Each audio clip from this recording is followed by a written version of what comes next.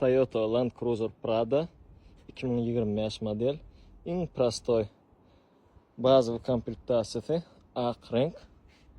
Shular qara diska 2.4 turbina motor, podnoshka vat yo'q hech yili. Biz ключевой достуp. Buni yon ikki qapısında var.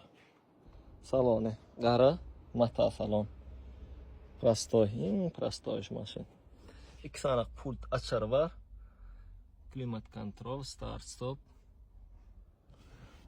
Paket maşinda bir ütköşük aydara vat yo'q. İkinci riyad düşünüm şular upravleniya var. 7 adamlık. Krishkalari Yokohama. Qiliqlanganlarınız bar olsa, havarlassanız alıp uğratıp beriyat. Şular paket maşin gerek varsa. Yine 3. riyada. Görüşünüz yallı. Paket maşin 5 probek. Buna diska koymalı olsa, podnoshka, vedemelen olsa, onlar yalam etip tayarlap uğratıp beriyat. Yok, Türkmenistan'da ödümü tayarlayasıysanız hem tayarlap biliyaniz. Ardan çıkıyor.